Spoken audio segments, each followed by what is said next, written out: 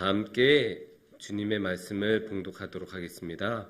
출애굽기 20장 16절, 출애굽기 20장 16절, 구약 성경 113면입니다.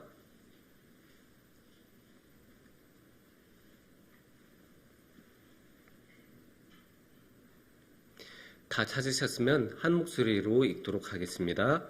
내 이웃에 대하여 거짓 증거하지 말라. 아멘.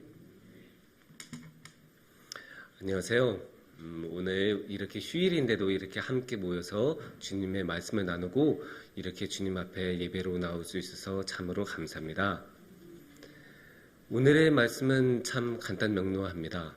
거짓 증거하지 말라고 하십니다. 이 말씀을 근거로 우리는 흔히들 거짓말하지 말라라고 이야기합니다.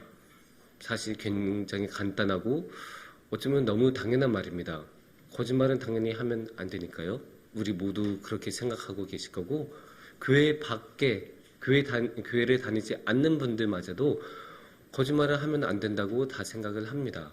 그래서 우리는 흔히 아이들에게, 아주 어린 아이들에게도 거짓말을 하면 안 된다, 항상 정직해야 한다라고 가르치기도 합니다. 그런데 여기서 한번 질문을 던져볼 수 있을 것 같습니다. 왜 거짓말을 하면 안 될까요? 사실 이렇게 모두 다 알고 있고 너무나 당연하다고 생각하는 것을 갑자기 왜 그러냐고 물어보면 말문이 탁 막힐 때가 있어요. 너무나 당연한 것이라고 생각해서 더 이상 깊게 생각하지 않을 경우가 있기 때문입니다. 그래도 이 시간에는 한번 오늘의 말씀을 통해서 왜 성경에서는 그러면 거짓말을 하지 말라고 할까 한번 생각해보는 시간을 가졌으면 좋겠습니다. 오늘의 말씀은 조금 더 자세히 볼 필요가 있습니다. 그냥 단순하게 거짓말하지 말라라고 하지 않습니다. 내 이웃에게 거짓 증거하지 말라라고 하고 있습니다. 여기서 이미 거짓말을 하지 말라는 단서들이 나옵니다. 대상이 누구인가요? 내 이웃. 그러니까 우리의 이웃에게 우리는 거짓을 하지 말라고 성경은 말하고 있습니다. 여기서 거짓이 가지고 있는 사회적인 성격이 나타납니다. 거짓은 혼자 이렇게 생각하고 있을 때 거짓말이라고 하기는 좀 어렵습니다. 아무리 큰 거짓말을 하더라도, 아무리 많이 거짓말을 하더라도, 100번 거짓말을 하더라도 그냥 자기 머릿속에서만 하면 그렇게 큰 해악으로 나타나지 않습니다. 하지만 우리가 아주 작은 거짓말이라도 일단 거짓말을 말하고 나면 그거는 큰 영향을 끼치기 시작합니다. 마치 깨끗한 물속에 검은 잉크 한 방울이라도 딱 떨어져도 그 물이 더러워지고 검게 변하는 것처럼 우리 사람들 사이의 관계에서 거짓이 들어가기 시작하면 그 관계가 어그러지고 왜곡되어지고 이상해지는 것을 볼 수 있습니다. 왜냐면 이 거짓말을 딱 하는 순간 이 사람과 사람 사이의 신뢰가 어긋나기 시작합니다. 더 이상 신뢰를 할 수가 없게 되고 또 정확하게 이 정보가 이렇게 교류하기가 어려워집니다. 그래서 이렇게 거짓말을 하기 시작하면 인간관계가 무너지기 때문에 성경은 거짓말을 하면 안 된다, 거짓을 하면 안 된다라고 이야기를 합니다. 두 번째로 성경에서 거짓을 하지 말라는 이유에는 이 후반부를 보면 됩니다. 거짓 증거하지 말라. 그냥 거짓말을 하지 말라가 아니고 거짓 증거하지 말라라고 하고 있죠. 이거는 법정을 생각을 하셔야 합니다. 여러분들 영화나 드라마 같은데 법정이 나오는 경우가 있잖아요. 재판을 할 때 딱 증인이 선서하고 저는 항상 진실말을 말하며 막 이렇게 선서하고 증언을 하지 않습니까? 이 증언을 생각하고 있습니다. 그래서 증언에서 거짓되게 증언을 하면 안 된다라고 생각하시면 됩니다. 왜 그럴까요? 재판에서 거짓 증언을 하면 아주 작은 거짓 증언이라고 해도 아주 큰 결과를 만들어낼 수 있고, 그래서 재판 결과가 완전히 달라질 수 있기 때문입니다. 재판을 통해서 정의로운 재판 결과가 나와서 억울한 사람이 없어야 되는데 이 거짓 증언을 통해서 이 재판 결과가 달라진다면 불이한 그런 결과가 나오지 않겠습니까? 그래서 이 세상의 어느 나라든 위증죄는 엄격하게 묻고 있고 아주 옛날부터 많은 나라들이 거짓 증언을 하면 안 된다고 말을 하고 있습니다. 그런데도 사람들은 거짓 증언을 하지요. 왜 그럴까요? 거짓 증언을 하면 이득을 얻을 수 있기 때문입니다.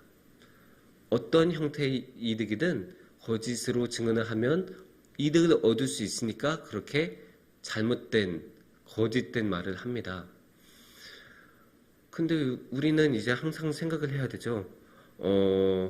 우리가 과연 이렇게 부정한 이득을, 불이한 이득을 따라가도 될까? 당연히 성경에서는 그런 부정한 이득을 취하면 안 된다고 생각을 하십니다. 하나님은 정의로운 분이시니까요. 그래서 하나님은 정의로운 분이시기 때문에 이런 불이한 방법으로 이득을 취하는 욕심을 잘못된 것이라고 생각하시고 그래서 거짓 증거를 하면 안 된다고 이야기를 하고 계십니다. 그래서 부정한 이득을 취하면 안 된다는 것이 거짓말을 하면 안 되는 중요한 두 번째 이유가 되겠습니다. 이웃과의 관계를 망가뜨리고 또 부정한 이득을 취한 것, 이 두 가지가 성경에서 말하는 기본적인 거짓말을 하면 안 되는 이유입니다. 하지만 여기서 우리는 성경에서 조금 더 깊은 이유 한 가지를 더 찾을 수 있습니다. 그것은 바로 예수님이십니다. 왜냐하면 예수님은 진리이시기 때문입니다. 그에 관한 말씀은 성경에 많이 나와 있는데 특히 요한복음 14장 6절을 생각해 볼 수 있습니다. 그 유명한 말씀에서 뭐라고 하시죠? 예수님께서는 내가 길이요 진리요 생명이니 라고 말씀하십니다. 내가 진리요. 예수님이 진리이십니다. 예수님이 진리를 좋아한다가 아닙니다. 예수님이 진리 그거 해야지 그냥 이렇게 말한 게 아닙니다. 예수님 자신이 진리시다.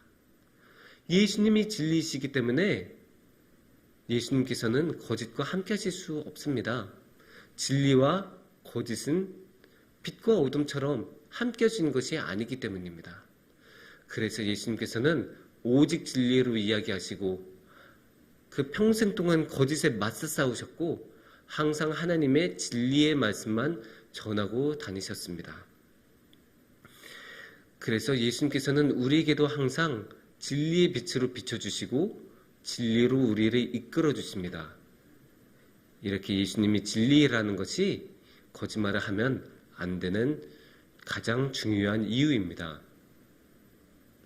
이 진리에 관해서는 한 가지 이야기를 좀 더 나눠봤으면 좋겠습니다. 오늘이 3일절인 만큼 3일절의 이야기를 약간 나눠봤으면 좋겠습니다. 3일절을 하면 가끔 우리들이 오해할 수 있는 게 3일절 하니까 3월 1일 하루에만 일어난 그런 운동이라고 생각할 수 있는데 사실은 그래도 꽤 몇 주 동안 진행이 된 그런 운동이었습니다. 그것도 전국에서 이제 퍼져나갔었던 운동인데요.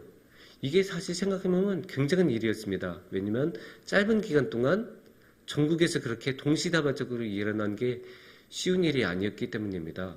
그 당시에는 오늘날처럼 핸드폰이나 전화가 있던 것이 아니어서 이렇게 다 함께 빨리 이렇게 함께 행동하자라고 이야기하기가 힘들기도 했고 또 당시에 그 일제가 항상 감시를 하고 있었기 때문에 함께 모이는 것마저도 힘들었고 그렇게 모여서 계획하는 것은 더욱더 힘들었습니다. 그러면 이 일이 어떻게 가능했을까요? 교회가 있어서 가능했습니다. 교회는 이미 전국적인 조직이었습니다. 물론 완전히 조직적인 그런 조직은 아니었다고 해도 그래도 전국에 교회들은 있었습니다. 그리고 교회는 비교적 상대적으로 일제의 감시를 덜 받았습니다. 그래서 교회들을 통해서 모든 소식들이 그렇게 전해지고 또 그런 계획들이 전해지면서 3.1운동이 전국으로 일어날 수 있었습니다. 이에 대한 증거가 3.1운동의 결과로 볼 수 있습니다. 3.1운동 결과 많은 사람들이 체포당하고 감옥에 들어갔습니다. 그런데 감옥에 들어간 사람들의 절반이 기독교인이었다고 합니다. 당시 인구에서 기독교인은 1%, 2%그 정도밖에 안 됐다고 하는데 감옥에 들어간 사람들의 비율은 무려 50%나 됐습니다. 그러니까 이 기독교인들이 당시의 교회가 우리나라의 교회가 민족의 십자가를 지고 3.1절의 십자가를 지고 갔었던 셈입니다. 그런데 당시에 일제는 어떻게 그렇게 기독교인들을 많이 체포할 수 있었을까요? 이에 관해 어떤 이야기가 전해집니다. 당연히 이제 이런 일이 일어나니까 일본의 경찰들은 그 주무자들을 잡으려고 했습니다. 당연히 이제 주무자를 잡아서 신문도 하고 그러려고 했었겠죠. 그래서 이제 상관이 부하한테 말합니다. 자, 내가 보기에는 이 주무자들은 기독교인들이니까 기독교인들을 잡으러 가라. 그래서 부하는 예, 알겠습니다 하고 뛰쳐나갑니다. 그러다가 다시 돌아옵니다. 왜 왔어? 아니, 근데 어떻게 그 기독교인들인 걸 압니까? 아, 그거 물어보면 될 것이다. 아, 예, 알겠습니다. 그거 다시 뛰쳐나갑니다. 그러다가 곧바로 다시 옵니다. 아니, 그런데 그걸 물어본다고 그냥 대답합니까? 여기서 이 상관이 말합니다. 그들은 물어보면 순순히 대답할 것이다. 왜냐하면 기독교인들은 거짓말을 하지 않는 사람들이기 때문이다.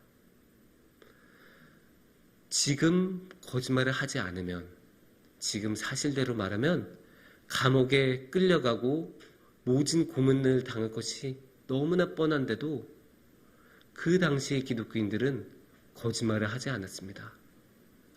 예수님은 너무 사랑해서 예수님을 차마 배신할 수가 없어서 그들은 눈에 뻔히 보이는 그 위험에도 불구하고 차라리 잡혀가는 그런 선택을 하고 거짓말을 하지 않고 진리의 예수님의 길을 따라갔습니다. 거짓말을 하지 말라. 누구나 아는 말입니다. 누구나 아는 말이고 누구나 많이 들어본 말입니다. 하지만 실천이 어려운 말입니다.